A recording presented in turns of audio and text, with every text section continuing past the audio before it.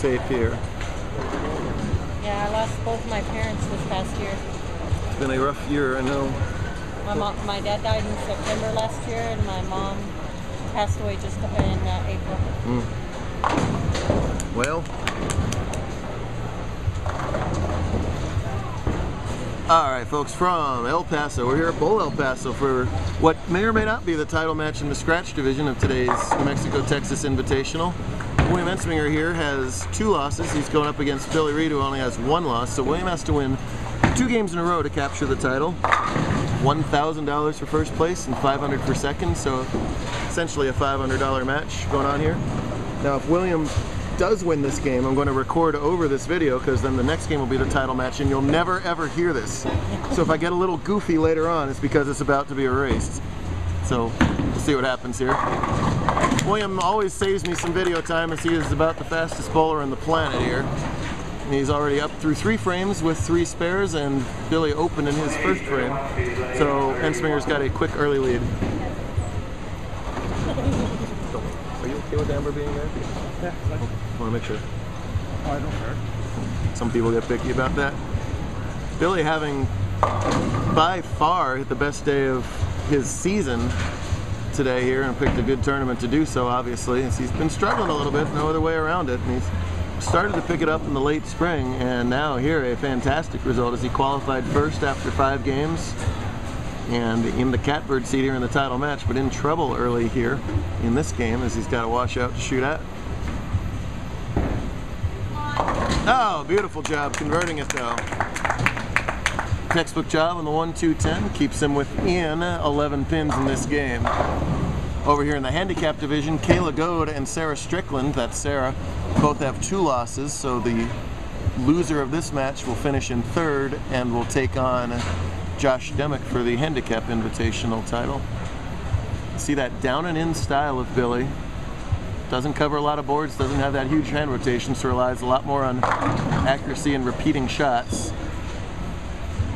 And repeating shots hard to do on today's very challenging lane condition as he comes up high there and leaves the 6. The ball in the Kegel Highway to Hell pattern, and it was aptly named today as it was absolutely brutal from start to finish. Big old out of bounds to the right and pretty flat in the middle, so shots that missed right stayed right, shots that missed left kept on going left. It's all about filling your frames when you can and catching a double if you can somewhere along the line. Spare for Reed. And William will throw his next 2 shots in about 8 seconds, and I'll let you know where Billy is again. This is the swan song for Mr. Entsminger. He's bowled with this for a long time, and he's finally aging out this year, so this is final New Mexico-Texas event after, gosh, probably close to 100 of them, I'm sure. He had it all together. Beautiful shot there from William. Consolidates that 12-pin lead. William has a little more hand rotation than Billy, so he's a little bit further left. He also throws the ball very fast, usually with a lot of loft too, so still a fairly direct line, and I'm not surprised to see these 2 in the title match because of that. When the lanes are hard, the less boards you cover, that sometimes becomes a big advantage. And if the ball's in the air, you don't have to read any board whatsoever. And Entsminger's sort of using that strategy there to flush that double and extend his lead. I think it's always advantaged the 2-loss bowler because their backs are against the wall and it just gives them a little more of that competitive oomph.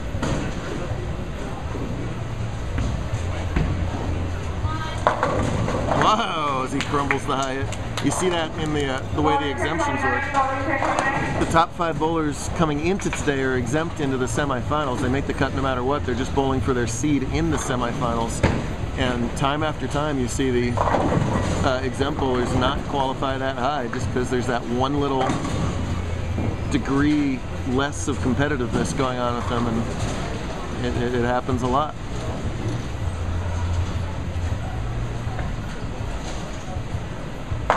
Billy looking to get back in this game with the double, but can't trip out the 4-9.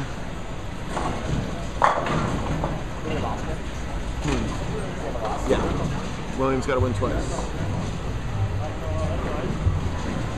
Lane conditions dictate the scoring pace. Last Sunday in the Mojave Invitational, we used what thought was going to be a tough pattern, but turned out to be anything but, and the last man in was plus 121. Today on the Highway to Hell pattern that did play as tough as we expected it to play, the last bowler in was minus 86. So that's 200 pins difference over 5 games. That's a 40 pin per game difference in average. And that doesn't mean that this field was 40 pins less talented. It just means that that played that much tougher. It's amazing. Lane conditions, surface topography, where the bowlers play, all those factor in as the 7 wiggles but won't go.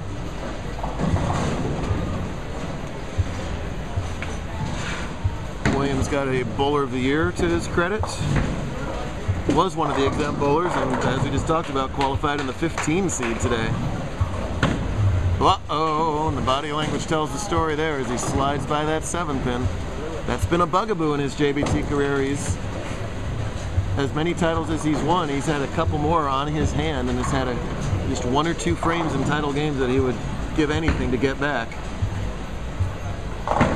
You wouldn't know it though, as he's right back up there again, and a high hit leaves the 6 this time.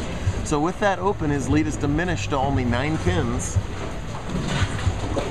Plenty of time left in the back frames here. William won his first 4 games today against Helmick, Brown, Vargas, and Reed in that order, then lost 2 in a row to get his back up against the wall, then beat Vargas, Dempsey, and Helmick again. Find himself here in the title match. Sarah with a great tournament today, finished 5th in the scratch division. Nice job for the ladies. Matt Helmick just went out in the last round, as did Danny Cobine in 3rd and 4th.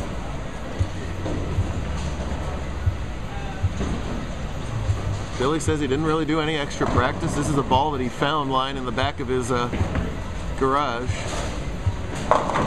Look out.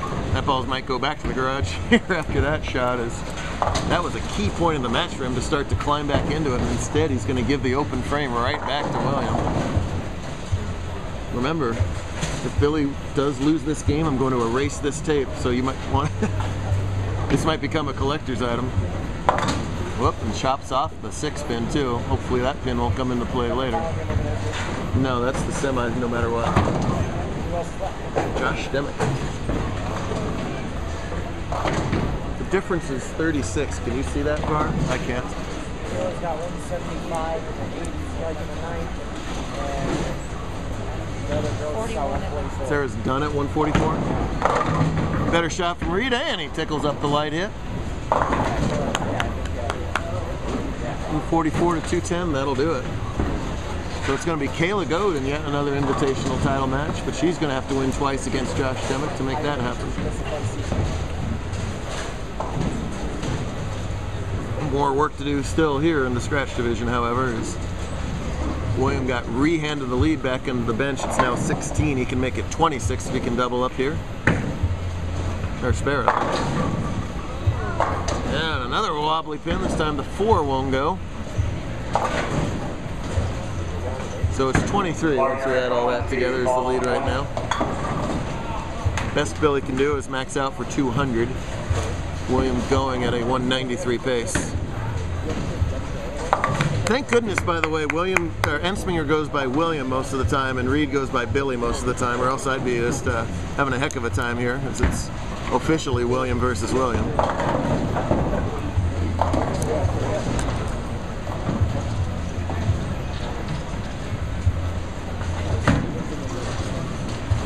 Yeah, nice shot there. That 9th frame's so important. A, it holds the count for him. B, sets up the 10th frame should he need to be there. Now it sets up pretty much a must-strike situation for Billy. If Billy doesn't strike here, this tape's going to get goofy.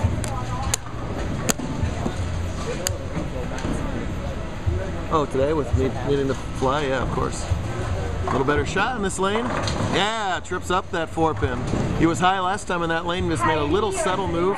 The ball's done most of its hooking by about 40 feet, and then it's just a real kind of end-over-end thing to the end. Trips out the 4 pin and stays alive in this game. If Billy doubles here, William will need the first hit. If Billy gets 1 here, William will need to mark. This really is convenient with this Billy-William thing. Much appreciated. Uh-oh, way left. Oh, what a break for Billy. the break of his JBT career right there, is that ball was left of target the whole time. Even the computer didn't feel like giving him a strike on that one. Had a clutch situation in an invite title match, but it did. William gracious enough to give him the strike. Very gracious of you, William, on a Brooklyn to actually change it. What a terrific break for Reed. Now can he capitalize on it here?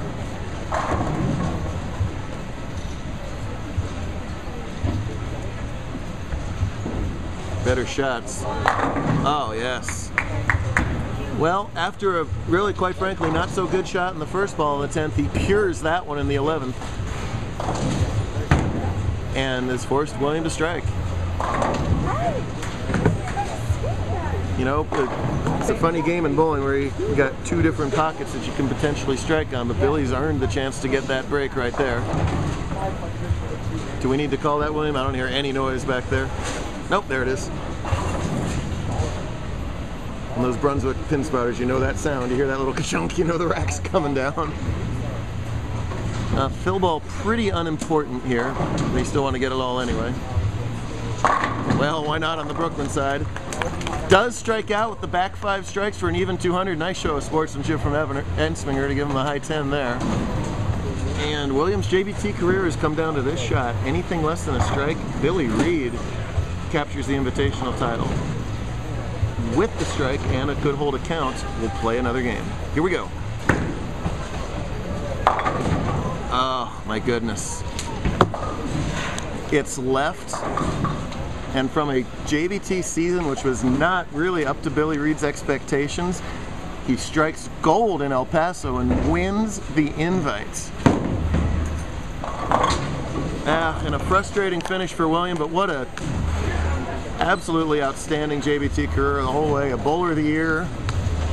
What, 5 titles? I think so. 5 career titles, well over 7,500 in earnings.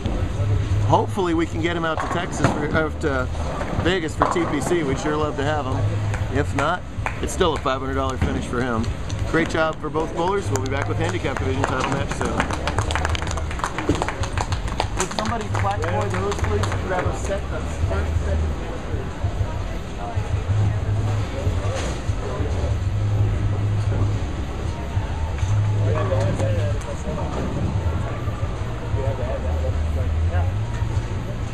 All right, JBT boys and parents, here's where we stand. We are all set for handicap division title match action, and we're all wrapped up in the scratch division. First of all, finishing up in 3rd place in the handicap division, great day for Sarah Strickland. Sarah, come on out there, get your flag.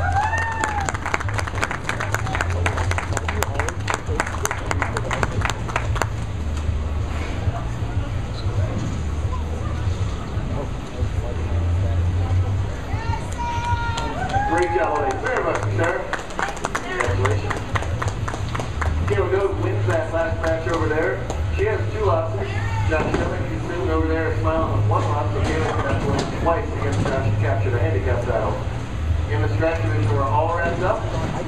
Your runner-up, a $500 scholarship to cap off an outstanding JBT career. William Entsminger.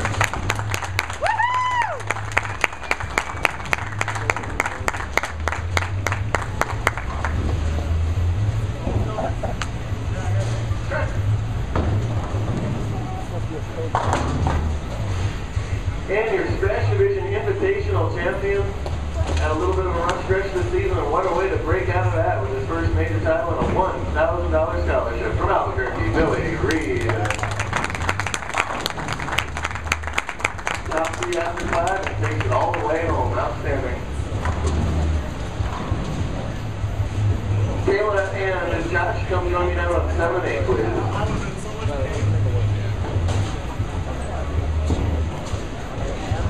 Right?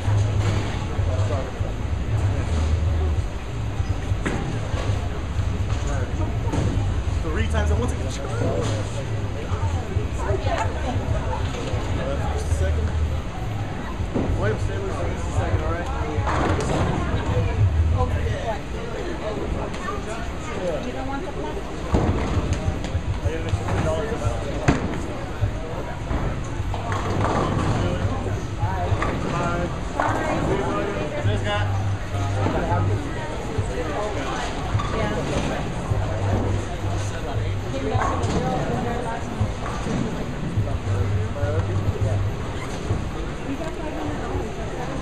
Dude, you're fucked.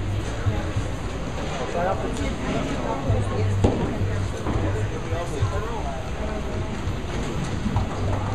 You comment? Can you help? Yeah. Sure. Yes. No flag again?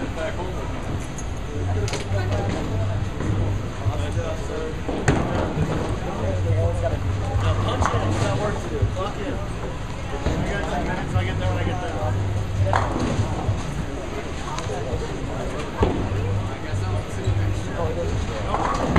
See me in Rio Rancho. That's about it.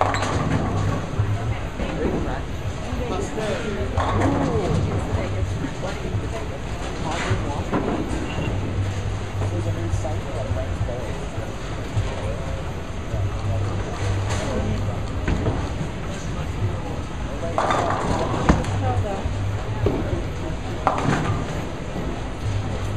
No worries. Not shooting 260 on this edge.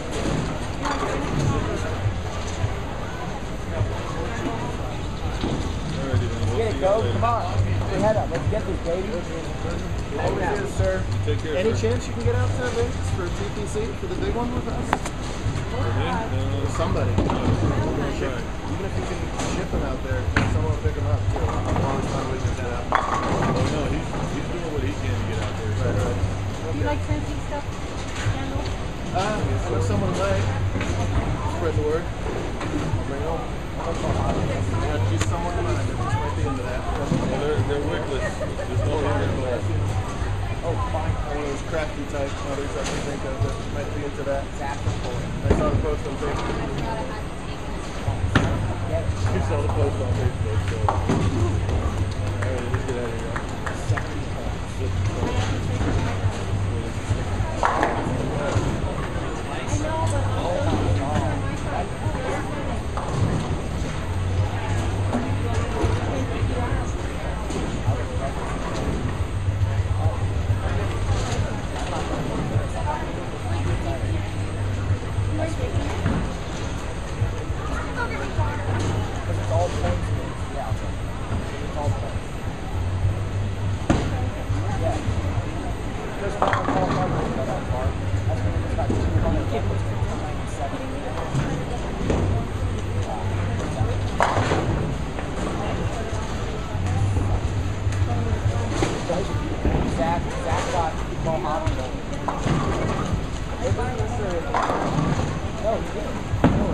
Jeff offered, so Zach was in the hobby boy.